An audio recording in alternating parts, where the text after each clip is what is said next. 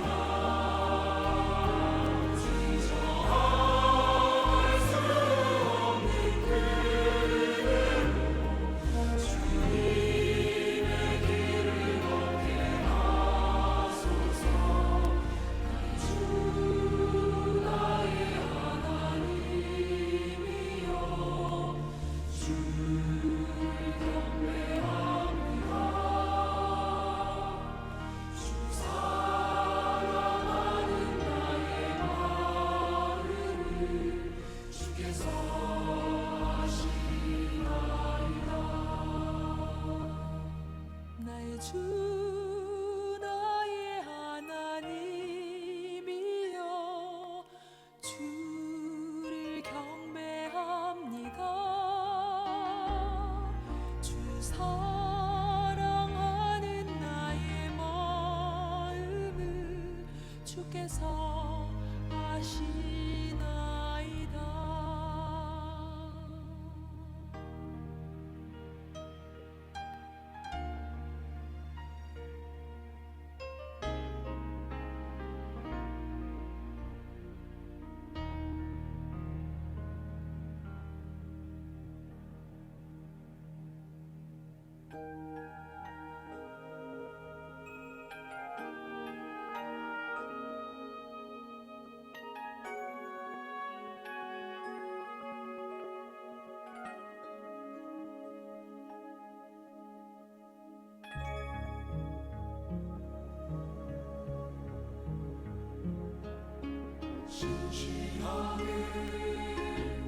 진실하게 거룩하게 살게 하소서. 진실하게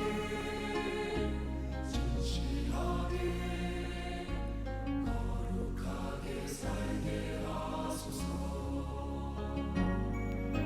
진실하게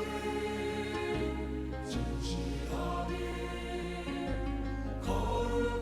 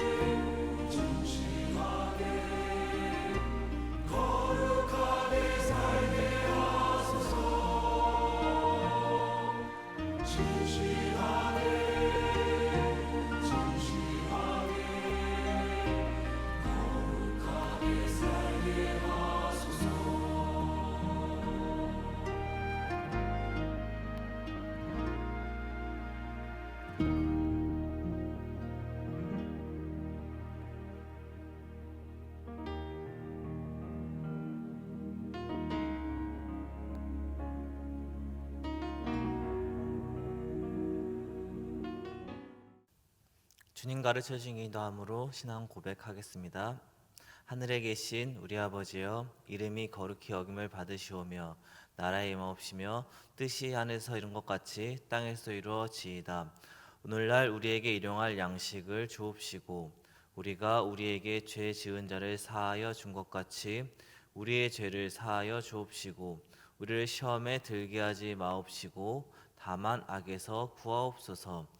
대개 나라와 권세와 영광이 아버지께 영원히 있사옵나이다. 아멘. 찬송가 347장 찬송하도록 하겠습니다. 찬송가 347장 찬송하도록 하겠습니다.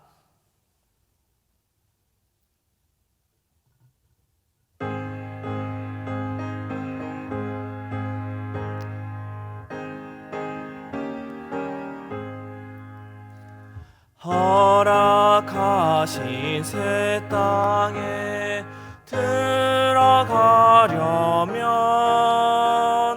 마음의 준비 다하여 힘써 일하세. 여호수아 본받아 앞으로 가세. 우리 거할 처소는 주님 품일세. 시험 환난 당해도 낙심 말고서 맘의 걱정 버리고 힘써 일하세. 여호수아 본받아 앞으로 가세. 우리 거할 처소는 주님 품일세. 앞서가신 예수님 바라보면서 모두 마음을 합하여 힘써 일하세. 여호수아 본받아 앞으로 가세. 우리 거할 처소는 주님 품일세. 일할 곳이 아직도 많이 있으니 담대하게 나가서 힘써 일하세. 여호수아 본받아 앞으로 가세. 우리 거할 처소는 주님 품일세. 아멘. 하나님 말씀을 보도록 하겠습니다. 하나님 말씀 보겠습니다. 함께 보실 말씀은 빌립보서 3장 12절부터 21절까지의 말씀입니다. 빌립보서 3장 12절부터 21절까지의 말씀을 제가 봉독해서 읽어드리도록 하겠습니다. 빌립보서 3장 12절입니다. 내가 이미 얻었다 함도 아니요 온전히 이루었다 함도 아니라 오직 내가 그리스도 예수께 잡힌 바 된 그것을 잡으려고 달려가노라. 형제들아, 나는 아직 내가 잡은 줄로 여기지 아니하고 오직 한 일, 즉 뒤에 있는 것은 잊어버리고 앞에 있는 것을 잡으려고 표대를 향하여 그리스도 예수 안에서 하나님이 위에서 부르신 부름의 상을 위하여 달려가노라. 그러므로 누구든지 우리 온전히 이룬 자들은 이렇게 생각할지니 만일 어떤 일에 너희가 달리 생각하면 하나님이 이것도 너희에게 나타내시리라. 오직 우리가 어디까지 이르렀든지 그대로 행할 것이라. 형제들아, 너희는 함께 나를 본받으라. 그리고 너희가 우리를 본받은 것처럼 그와 같이 행하는 자들을 눈여겨보라. 내가 여러 번 너희에게 말하였거니와 이제도 눈물을 흘리며 말하노니 여러 사람들이 그리스도의 십자가의 원수로 행하느니라. 그들의 마침은 멸망이요 그들의 신은 배요 그 영광은 그들의 부끄러움에 있고 땅의 일을 생각하는 자라. 그러나 우리의 시민권은 하늘에 있는지라. 거기로부터 구원하는 자 곧 주 예수 그리스도를 기다리노니 그는 만물을 자기에게 복종하게 하실 수 있는 자의 역사로 우리의 낮은 몸을 자기의 영광의 몸의 형체와 같이 변하게 하시리라. 아멘. 잠깐 기도하겠습니다. 하나님 아버지 감사합니다. 성령 하나님 이 시간 함께하여 주시고 우리가 말씀을 듣고 기도하며 주 앞에 나아갈 때 우리 함께하여 주시옵소서. 살아계신 예수님의 이름으로 기도드립니다. 아멘. 사람들은 목표를 가지고 살아갑니다. 그리고 그 목표가 어떻든 간에 끊임없이 목표를 추구하는 사람이 목표를 추구하지 않는 사람들보다 조금 더 활동적이고 능동적인 삶을 살아갈 수 있습니다. 그리고 이제 그렇게 계속해서 목표를 추구해 나갈 때 이제 세상적으로 말하는 성공을 거둘 수 있는 가능성이 더 많아집니다. 한 책에서 보았는데 성공에 도달하는 방법은 첫째, 우선 구체적이고 분명하며 실제적인 이상을 세우는 일이다. 둘째, 그 목표를 달성하기 위해 필요한 수단, 즉 지혜, 돈, 자료, 방법을 갖추는 일이며 세 번째로는 당신의 모든 수단을 목표에 맞추는 일이다. 그러니까 무엇이냐면 성공에 도달하기 위해서 어떤 목표를 세웠고 그 목표를 위해서 내 자신을 온전히 드리는 삶을 살아가는 것입니다. 그러니까 자나깨나 그 목표를 이룰 것에 대해서 생각을 하고 있는 것이죠. 그래서 이제 그 목표에 대해서 계속해서 생각하고 그것을 위해서 계속해서 시간을 들이는 사람은 그렇지 않은 사람들보다 더 낫다라는 것을 생각할 수 있습니다. 만약 우리가 성공을 지향한다면 성공한 사람들이 어떻게 절제하고 그 일들에 몰입했는지 주목해 볼 필요가 있습니다. 하지만 모든 목표가 정당하고 올바르지는 않다는 것을 생각해 볼 수 있습니다. 3장의 앞부분을 보면 빌립보 3장의 앞부분을 보면 유대주의자들의 잘못된 가치가 있었습니다. 2절 말씀을 보니까 이렇게 기록되어져 있습니다. 개들을 삼가고 행악하는 자들을 삼가고 몸을 상해하는 일들을 삼가라 라고 말을 하고 있습니다. 빌립보 교회는 사도 바울이 유럽 첫 선교 때 갔던 첫 번째 성이었다라고 할 수 있습니다. 거기에는 회당도 없었고 그리고 회당이 없었기 때문에 유대 기독교인들이 거의 존재하지 않았다라고 할 수 있습니다. 단지 이방인들을 대상으로 선교를 하였다라고 할 수 있죠. 그런데 빌립보 교회가 세워지고 나자 유대 기독교인들이 스물스물 들어오더니 이제 가르치는 것이 이것이었습니다. 할례를 지켜야 된다. 율법을 지켜야 구원을 받을 수 있어라는 이런 율법주의를 심으려고 했습니다. 그리고 그들이 가장 중요하게 강조한 점은 바로 이방인들도 할례를 받아야 구원의 요건을 갖춘다라는 것이었습니다. 그것이 복음에 있어서 전혀 필수적이지 않지만 유대주의 기독교인들은 빌립보 교회에 자리 잡으면서 할례가 구원의 필수 요소라고 강조했습니다. 그렇다면 이들의 목표는 무엇이었습니까? 사실은 그리스도 예수 안에서 완전케 된 복음을 희석시키는 이제 악영향을 끼치고 있다는 것입니다. 율법의 한 조목을 행함을 통해서 구원받는다고 함으로 인해서 우리가 은혜로 구원받았다는 사실을 반감시키고자 한 것이죠. 이들이 교회에서 행한 것이 무엇입니까? 바로 은혜로 받은 구원을 의심하게 만드는 것이었습니다. 사도 바울의 서신서를 보면 할례에 대한 언급이 계속해서 나오고 있습니다. 그러니까 할례에 대한 문제들을 계속해서 다루고 있다는 것입니다. 자, 당시 초기 기독교 사회에 유대 기독교인들이 많았습니다. 그리고 그들은 다 전통적으로 할례를 받았고 아브라함 언약을 지키면서 살아가고 있었습니다. 그런데 예수님을 통해서 구원받는다는 복음을 들었으면 그 안에서 온전하신 복음이 들어왔을 때 그렇게 순종하면 되었는데 아직도 그들의 의식 가운데는 할례를 지켜야 된다는 것을 생각하고 있었다는 것입니다. 그래서 그들은 빌립보 교회에 들어와서 은혜로 구원받는다는 것을 희석시켰고 그 전통적인 교리로 인하여서 하나님의 복음에 대한 것들에 대해서 계속해서 반작용을 일으키는 그들의 모습을 나타내고 있습니다. 그리고 또 어떻습니까? 자신들이 날 때부터 할례를 받은 것, 날 때부터 율법을 지킨 것에 대해서 우월감을 느끼고 계속해서 그 우월감을 빌립보 이방 교회에 주입시키려고 하였다는 것이죠. 그런데 사도 바울은 이들에 대해서 너무나도 잘 알고 있습니다. 왜냐하면 사도 바울이 이전부터 바리새인 중에 바리새인이었고 율법을 지키는데 너무나 열심이었고 그리고 무엇보다도 이제 유대인들 중에서 가장 뛰어난 공부를 하였던 사람들 중에 한 명이었기 때문에 그렇습니다. 그리고 어떻습니까? 유대 기독교인들을 박해하면서 교회를 핍박한 인물이었기 때문에 율법적으로 흠이 없었던 사람이다라고 할 수 있습니다. 그런데 사도 바울이 어떻게 얘기하지요?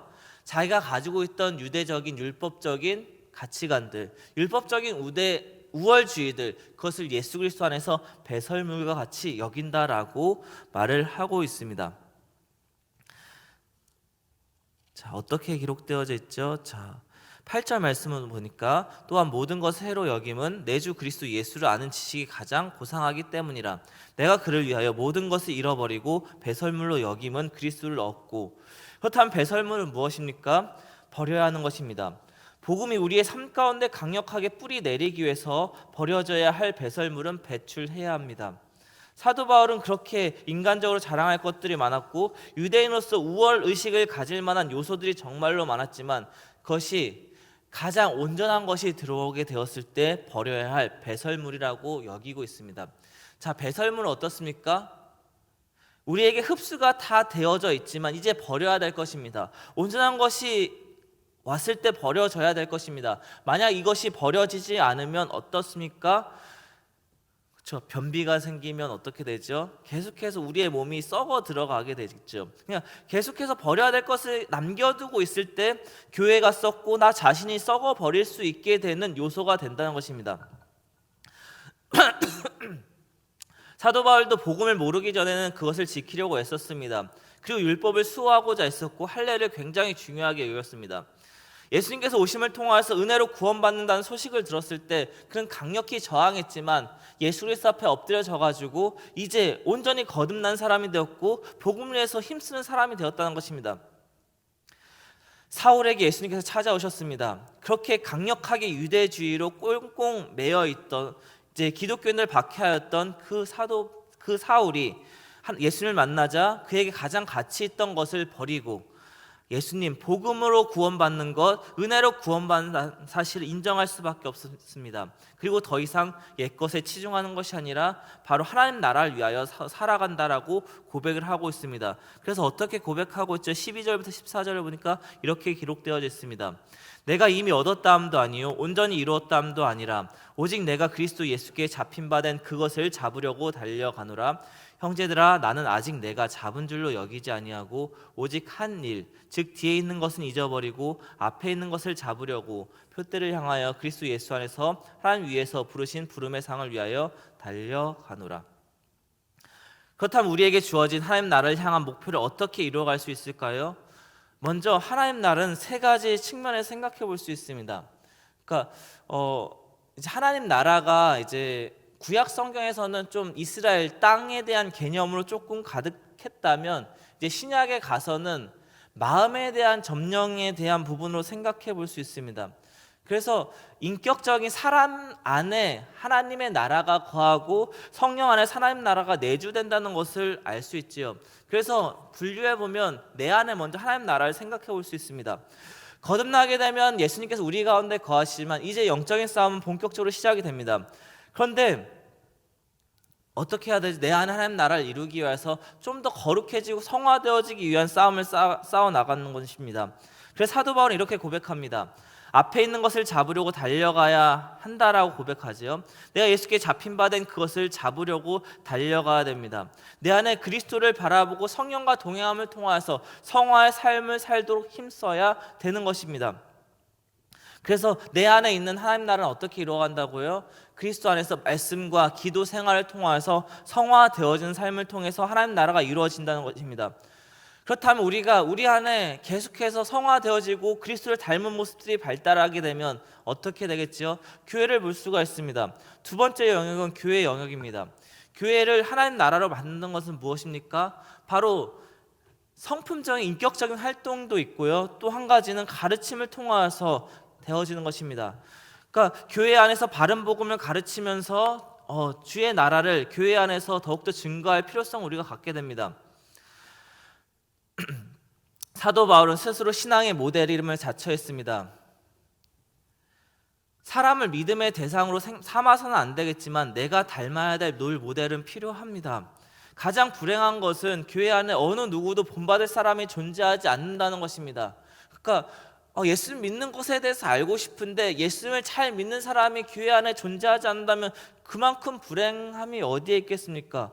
그렇죠? 근데 사도 바울은 스스로 이렇게 얘기합니다. 나를 본받으라. 왜냐하면 내가 예수님 따라가고 있고 내가 예수 안에 거하고 있고 예수만 목표로 삼고 있는 나를 본받으라라고 강조하면서 고백합니다. 우리 교회 안에도 있죠. 누군가 예수님을 온전히 따르고 믿음의 길을 걷고 있는 이제 선생님이 있다면 아이들이 그 선생님을 따라갈 것이고 청년들이 그 선생님을 따라갈 것입니다. 목회자도 마찬가지, 목회자를 통하여서 많은 성도들이 따라가게 될 것입니다. 그리고 그 성도를 보고 다른 성도들을 따라가게 될 것입니다. 사람들이 교회를 왜 떠나니까 교회 안에서 많은 사람들이 십자가의 원수로 살아가고 있기 때문입니다. 예수 그리스도를 드러내고 그를 본받는 자 되기보다는 자신의 배를 위해서 성도와 교회를 희생시키기 때문입니다. 십자가는 무엇을 의미합니까? 예수 그리스도의 대속과 죽음을 말하기도 하지만 희생과 헌신, 섬김을 의미하게 됩니다. 바로 십자가의 원수들은 자기 이득을 위해서 교회를 힘들게 하는 사람이라고 할 수 있습니다. 그렇다면 교회의 하나님 나라는 무엇입니까? 예수 그리스도를 가르치고 예수 그리스도의 삶을 후배들에게 보여주는 것이 바로 하나님 나라를 만들어가는 것입니다.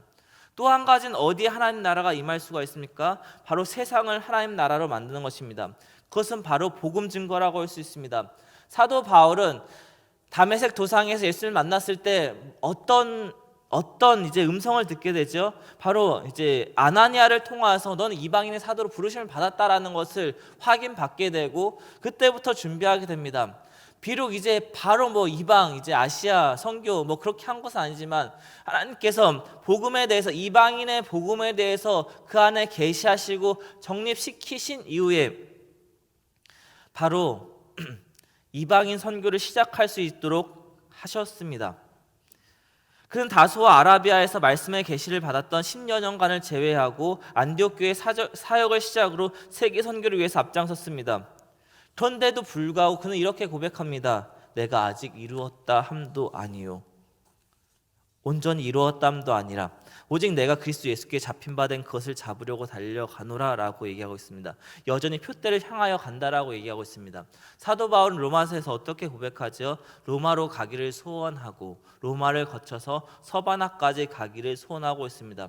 계속된 선교 여행으로 지칠 법도 하지만 로마서에서 그는 자기에게 주어진 사명의 길을 다하기 위해서 그때 당시에 세상의 끝이라고 여겨졌던 서바나까지 가겠다고 말합니다. 무엇 때문에 그렇습니까? 흑암에서 복음을 몰라서 방황한 영혼들이 아직까지 존재하고 있기 때문입니다. 아직 우리 예수님께서 이제 끝났다고 하시면서 완성시키기 전에는 재림하시기 전까지는 우리의 복음 증거의 사역이 여전히 유효하다는 것을 말씀하고 있습니다. 사실 우리는 이렇게 생각하죠. 코로나 시대에 무엇을 증거할 것인가? 그리고 또한 복음 증거하기 정말로 까다로운 시기 가운데 있다는 것을 알고 있습니다. 그런데 반면에 이렇게 생각해 볼 수 있습니다. 가장 가까운 이웃들, 가장 가까운 친지들, 코로나 상황 가운데서 만날 수 있는 사람들, 그 사람들은 지금 어떠한 가운데 있습니까? 땅끝이라고 얘기해서 세계 선교 그리고 오지로 가는 것에 대해서 마음을 품는 것도 정말 중요하겠지만 내 안에 갈등 가운데 있는 가장 가까운 그 땅끝, 그곳이 바로 하나님께서 우리에게 주시는 하나님 나라를 확장시켜야 될 영역이라고 말씀하고 있습니다. 제가 세 가지 얘기했죠. 내 안에서는 성화를 이루어가면서 하나님 나라를 이루어가고, 교회 안에서는 가르침과 섬김의 사역을 통하여서 하나님 나라를 이루어가며, 세 번째는 어떻습니까? 사랑을 통하여서 복음 증거를 통해서 하나님 나라를 이루어간다라고 말씀드렸습니다. 2021년도 한 해를 시작하였습니다. 2020년도는 코로나 때문에 정말로 힘들었고 핑계를 댈 수밖에 없었고 그 어느 누구도 할 수 없다라고 밖에 생각할 수밖에 없는 그런 시간이었습니다. 근데 2021년도 또 이렇게 코로나 가운데 시작을 하고 있습니다. 그런데 우리가 번치 않고 잊지 말아야 될 것은 무엇입니까? 여전히 하나님께서 우리에게 주신 하나님 나라에 대한 목표를 품고 나아가야 될 것입니다. 새해를 맞이하여서 우리 성도님들이 이러한 목표를 가졌으면 좋겠습니다. 올해는 내가 그리스도 안에서 더 성장하고 성화되어지며 교회 안에서 사랑의 모범을 끼치고 또한 섬기며 가르침을 통하여서 많은 영혼들이 더 세우심을 받을 수 있도록, 또한 내 주변에 있는 사람들에게 복음을 증거함으로 하나님 나라가 확장되어지는 그 은혜 은총을 경험할 수 있도록 우리가 더욱더 힘썼으면 좋겠습니다. 우리는 이 땅에 살아가지만 우리의 시민권은 하늘에 있습니다. 그리고 하나님 나라의 영광을 사모하며 주님이 다시 오셔서 우리의 형체가 영광스럽게 될 때까지 우리에게는 여전히 사명이 있다는 것을 기억하시길 바랍니다. 아직 끝이 아니라 멈춰설 때가 아니라 더 달려갈 일이 남았습니다. 목표를 향해서 모두가 달려가는 우리 일산 장로교회 성도님 되시기를 주의 이름으로 소원합니다. 기도하겠습니다. 하나님 아버지 감사합니다.